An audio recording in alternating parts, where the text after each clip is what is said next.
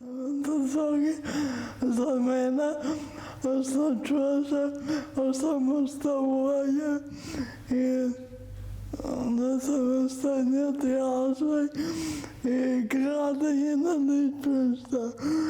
Да ден-денеш ми помогна да се изградам като самостоятелна и самоуверена личност със своите способности и недостатъци, които ден-денес ги имам, ама не ме пречат във всекидневната функциониране.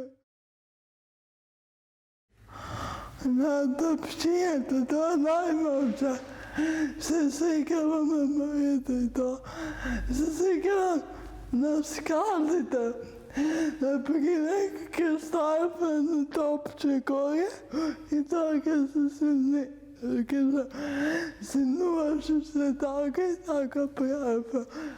Тя бяха като дървени скали и на нив. Там бе некъде.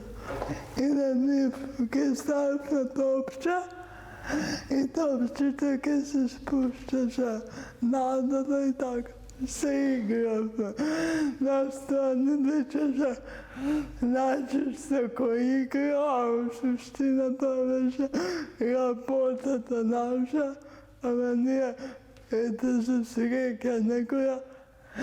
Не го чушвахме конапър или работа, да сори него го чушвахме и играхме дружеха. Самостояние най-често учахме едни от други. И още наставничките не трябваше голема помощ, като например точно го правя по градинките в школата. Но така, там ни бе наставничките заповедта, така. В Монтесори ни бяха коверсници, не коверсници буквално, така. Особено можем все да направим, все да си кажем. Едни на други и нека чушваме.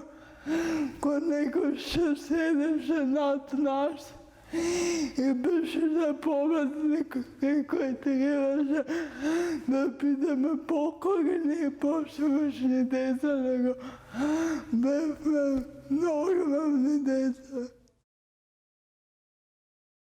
Монтесори ден ми помага в моята всекидневие. Съм отдавна почнах самостийно да се обслужвам с тия мурги. И аз намерям свои алтернативни начини. Ще рекла майка ми, ама това много ми помага.